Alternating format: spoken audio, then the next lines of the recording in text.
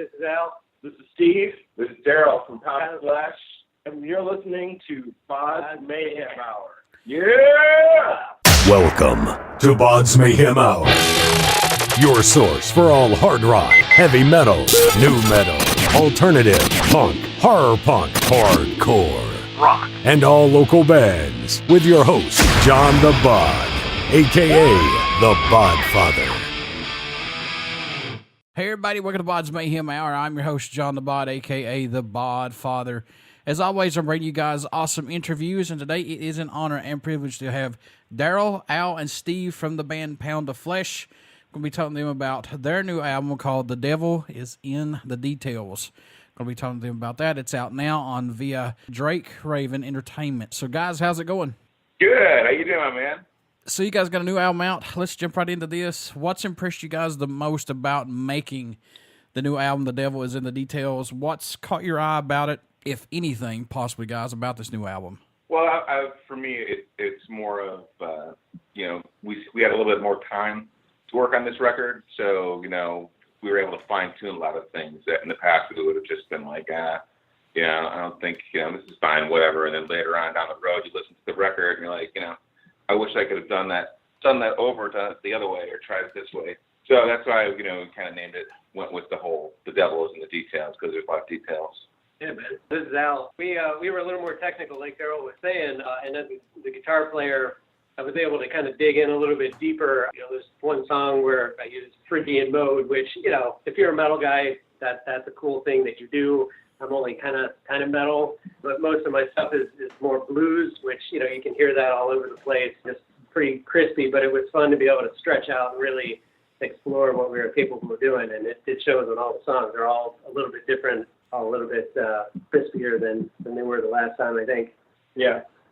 So this album was recorded at Drakeraven Studios. I guess, Darrell, you're the guy who produced this, and plus Steven. Let's talk about this a little bit. When you two are in the studio together, do you guys put the producer hat on and say, yeah, this is how we're going to do all this, or are you guys still just the average guys who come in to play in the band? Because I know some guys like to have that producer hat on and be in control, full control and everything. Well, this is Darrell. I write the songs, and what I'll do is I'll put the basic idea together, and we'll send it over to Steve. And Steve will start working on it, and he's got a really good ear and a good grasp. Listen to all the new songs, and the last couple of records, the amount of drumming, the loops, and all the little nuances in the keyboards that they're just amazing. And it has. We call it the year of Steve, because he came in and changed that. Because when I first started working with Steve, he liked what Pound of Flesh was, but really it was more about the not knowing what to do keyboard wise. Because I did the keyboards before, and it was all. Drums are pretty much my strongest instrument. So every way I go to instrumentation on different instruments, it's percussive. And Steve's like, I'm not a drummer, but when he started coming in with all of his keyboard stuff, it's amazing. Yeah, and one of the things, because this is our fifth studio album. Yeah. And you definitely learn so much, especially if you keep your eyes and your ears and your brain open to what's going on around you in the studio. Mm-hmm. So by the time we got to this album, Darrell and I were really able to just act producers on this and feel very comfortable with the decisions that we made. After working with different engineers and mixers and people who co-produced in the past. So I think our sound has gotten to the point where it's fine-tuned enough where we can tell when something doesn't sound right to us. And, it is great to have, when we worked with Doug McBride at Gravity Studios, he does still come in with suggestions, but for the most part, the tracks that end up on the record are 95% similar to the last version that we just worked on as a demo. So, are there any songs on this album that may not have made it to the previous album, maybe, or this all just new stuff? Yeah, none of it was for anything older. Some of the ideas were definitely there, but they were not worked on, and it was something that we weren't ready for all at that time. Yeah, because we don't write all this extra stuff that okay, well, this is going to make it on the record. This is not going to make it on the record. You know what I mean? Because for us, we do it for each other and what we like musically. You know, it's not we're not writing a record for the public and our fans. I mean, it's great that our fans get it, and it's awesome that we have new fans that totally get it. But I mean, that's fortunately we don't have big label bullshit behind us. I mean, the money would be nice, but we don't have them pulling our cords and making us do the same song over and over again. How long did it take to record this album, guys? That is a good question. Yeah. I would probably say a year. Yeah, it was a year of working on it because of the fact that we do pass the tracks back and forth. So Darrell might work on one song for a month and then hand it to me. I'll work on it for a couple of months, send it back. He'll retweet what I just sent. And so there's a lot of back and forth and handing over tracks. And I think we also went through some changes vocally and how we wanted to do some of the stuff on this album. So there was a bit of re-recording and even just going back and thickening up the vocals and adding more background tracks and, trying to figure out. And because we were doing the producing part too, to be able to listen to it enough times where when this particular sound is not working and we should just pull that part out. So, yeah, it took us like a full year. And I mean, and also with passing around too, we'll work on stuff and pass it to Al. And Al will work on it and write his rock, play the guitar on it.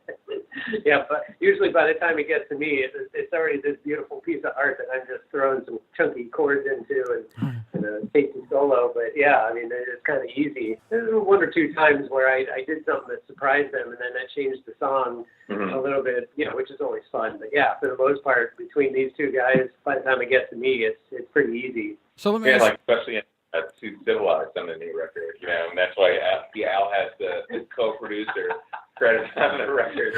He was rocking out in that song, and at the end of it, where the song stopped, he just kept on going, and I'm like, all right, here, pretend I'm hitting his 2 count, and everything, and he just it's like worked out awesome. So let me ask you this, Al. Here's the $1 million question, my friend. Is when you're working with Darrell and Steve on this, do they push you guys, the other guys in the band, on this album when you're working on it and recording an album? Yeah. It's interesting that you say that. 'Cause I would say probably, well, let's think about it.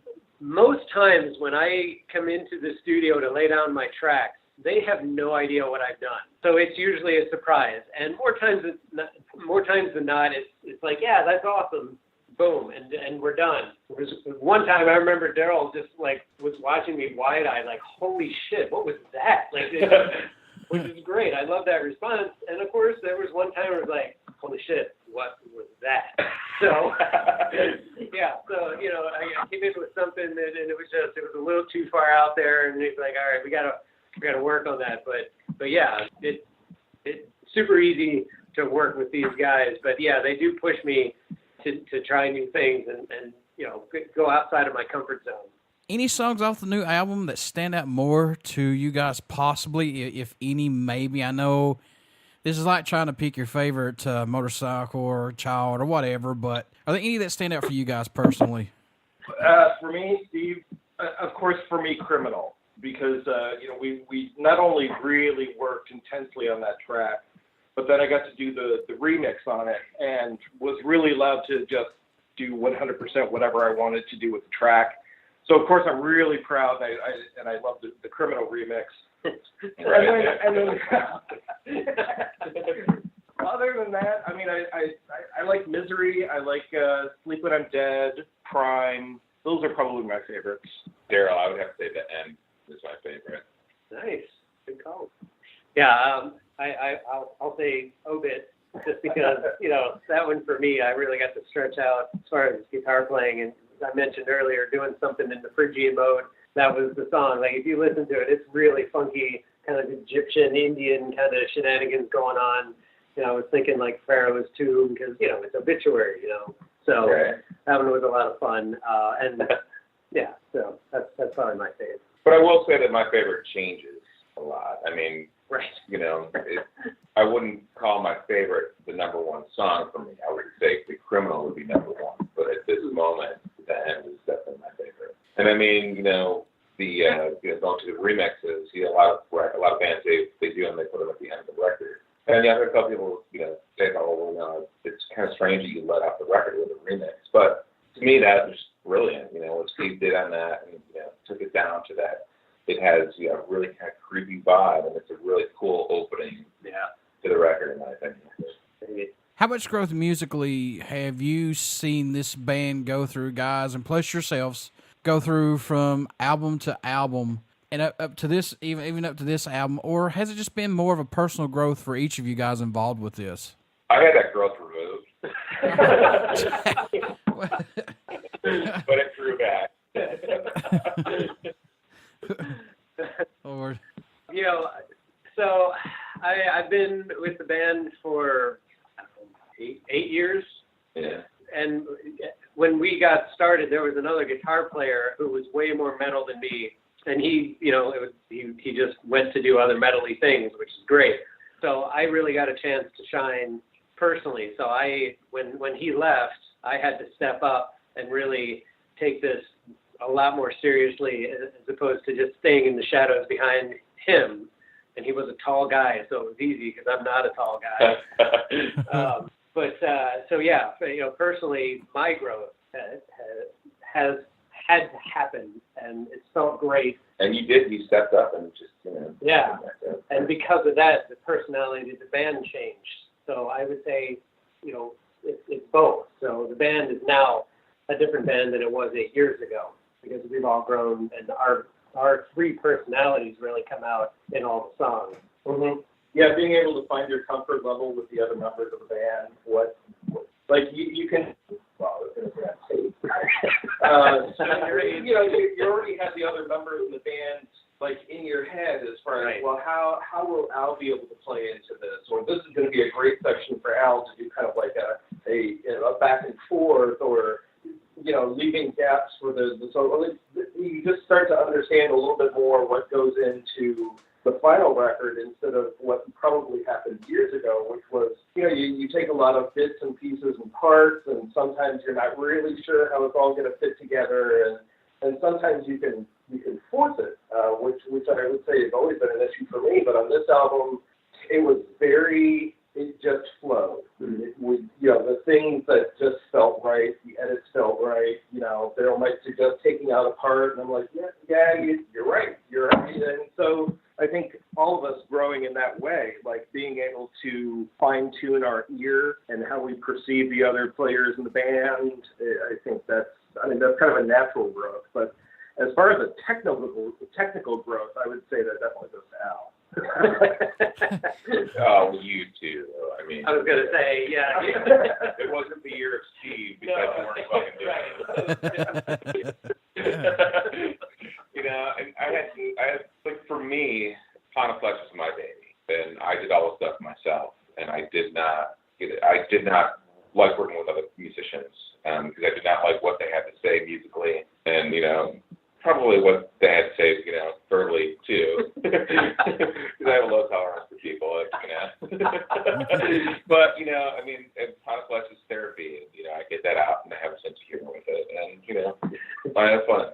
But for me, there was a lot of growth going through it, just doing all the stuff by myself, and then because I really wasn't open to even listening to other people's ideas, or I could let them, go ahead and tell me that, whatever, give me a CD and I'll check it out. But it didn't influence me one way or another, except that, oh my God, I hate it.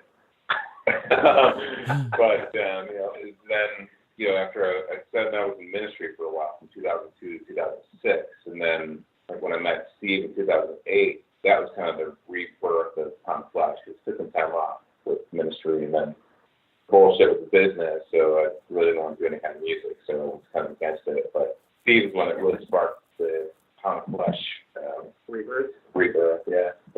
Rebirth.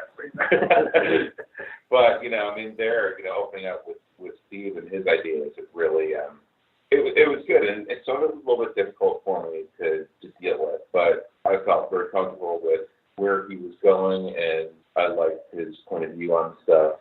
And, the same with Al. Because, the guitar stuff, I just played all the basic stuff. And, I knew that I wanted to try different things and have different things done, but I felt like the people that I was trying to work with before Al didn't quite get it.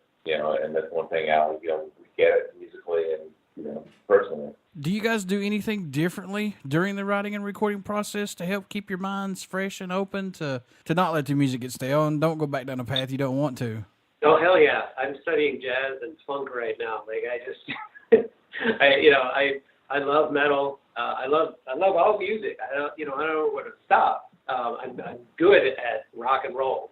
That's my safety zone, but I got to keep things fresh, and I got to expand myself. So I constantly trying new things and learning new things. So it helps keep Pound of Flesh active as well. Yeah, and I try not to spend too many, this is Steve, when I'm working on a track, I mean, it's easy for me to take something that Darrell has written and work on it for a week solid. Mm-hmm. But I found out throughout the process of this, it's better for me to work on it for a couple hours, put it away, come back to it another week from that, because you can get really too impressed with your own work and be like, no, that part has to stay. That's integral to the whole thing. And it's not until you come back later where you're like, no.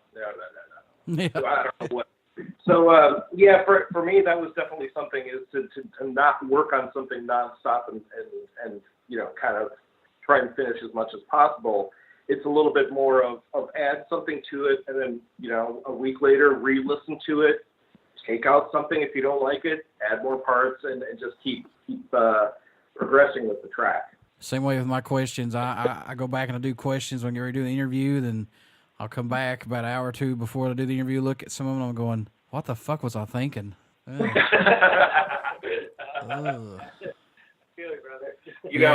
do that if I smoke too much weed before I'm writing something.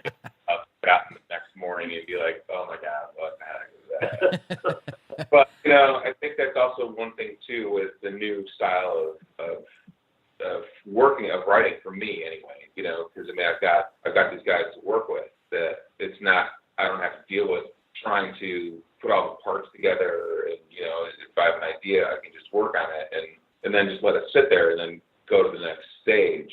But I also think that that's kind of a hindrance as well because, there's so much stuff that's going on and, everyone's busy that the idea just kind of sits there. However, when he sends me the rough draft and whatever little guitar part, there have been a couple of things that dude, that's beautiful. We need to keep that little thing that you did on the guitar in. Mm-hmm. Yeah. And I worked on it. So I'm inspired by what these two guys are doing as well. So, it's a good, comfortable working relationship, obviously, but it's nice to be able to hear those ideas and I get where you're coming from. I'm going to take this and run with it. Right. Yeah, especially the solo that you did for Head First. The whole guitar, all the guitar you did on that. So getting back to the point about songs making it onto the record, with this, we did write 2 more songs that we recorded within the year. And they're great songs, and we're going to release them on a different project. We didn't put them on the record because they're just a little bit too nice.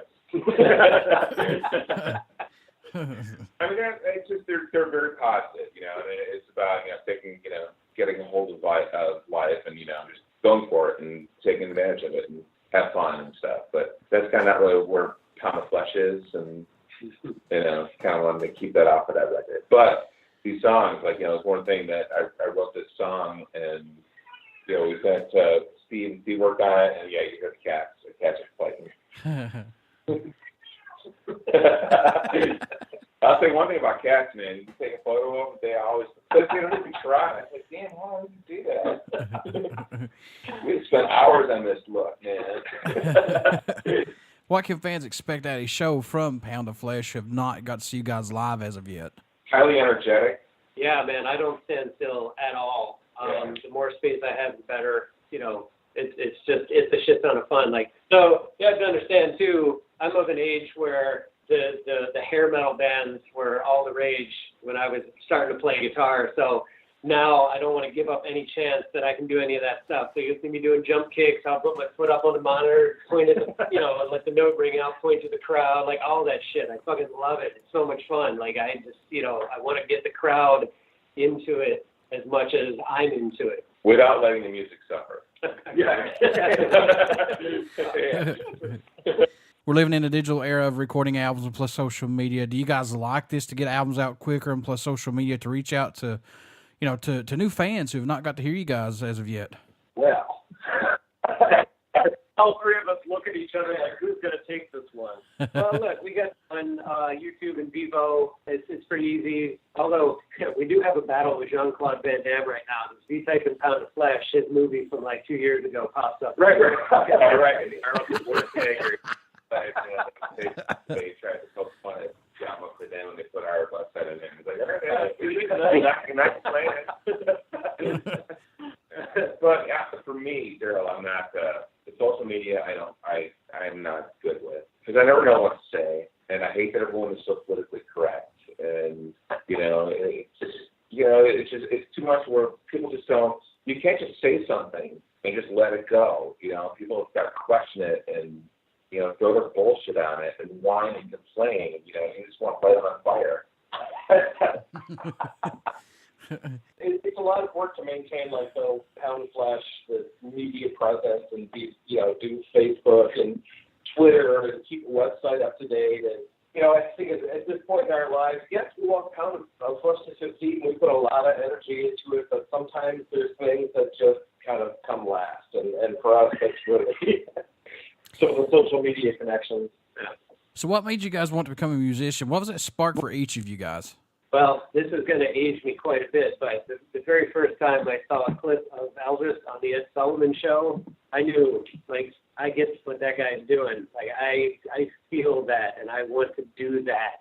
Now, that he obviously wasn't a guitar player, but that mojo that he was throwing down, that spirit, that rebelliousness, the in your face or whatever was going on in society, like, look, this is the real me. You got to deal with it. I just love that attitude. To be able to put that out. Obviously, technically, you got to be a good musician. You got to be able to play your instrument, and it got the chicks.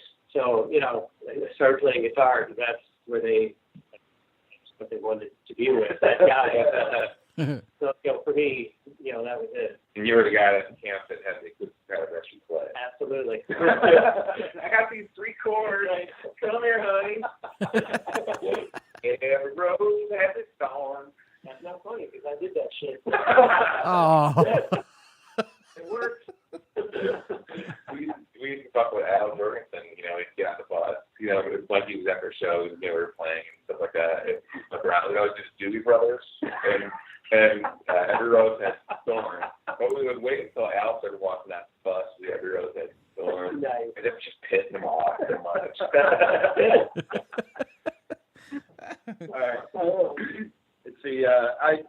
For me, I took picked up my first instrument when I was like 10. Picked up the cello and from the there's always room for cello.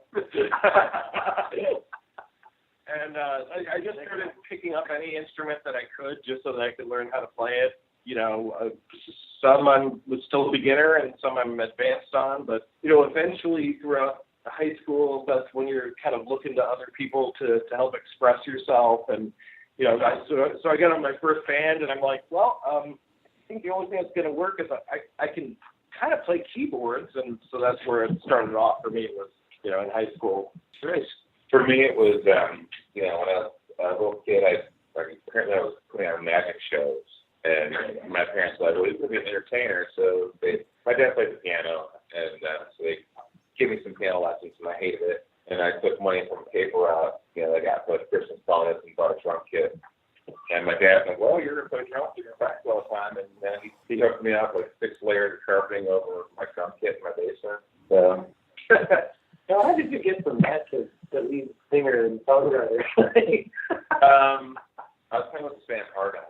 And they were this glam metal band. We were practicing out in Nashville. And we were going to go on the road and go out to LA and stuff like that. And we did.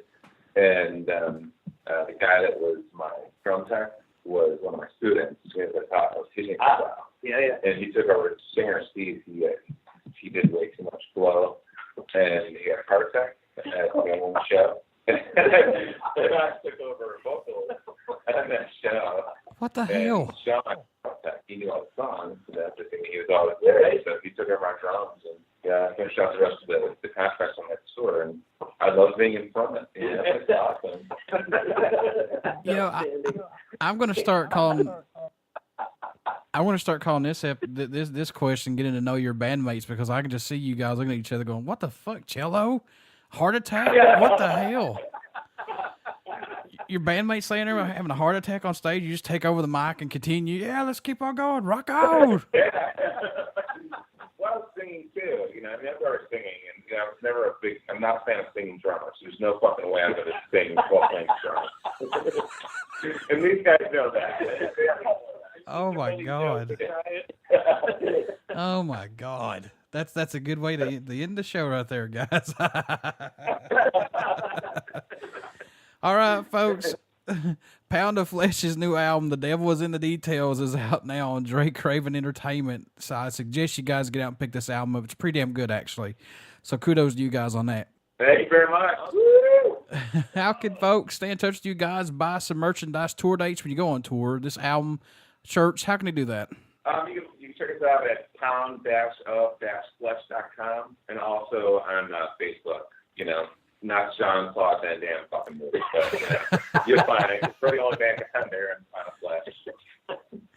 Oh my God! Yeah, I think of Jean-Claude Van Damme as I think of fucking Chuck Norris. Watch out! You know he may roundhouse. Right, yeah. You know he may roundhouse kick, and you're having a heart attack. Damn it! So before I let you guys go, would you care to? I really appreciate the support. That's not a problem. Before I let you guys go, would you care to do a promo for the show? Sure. This is Al. This is Steve. This is Darrell from Pound of Flesh. And you're listening to BODS Mayhem Hour. Yeah! Everybody stick around. We've got some great music coming up, and you only hear these interviews right here on BODS Mayhem Hour and BODS Mayhem Radio Network. And that was our episode of Getting to Know Your Bandmates with Pound of Flesh. Thanks. Awesome. Don't resist the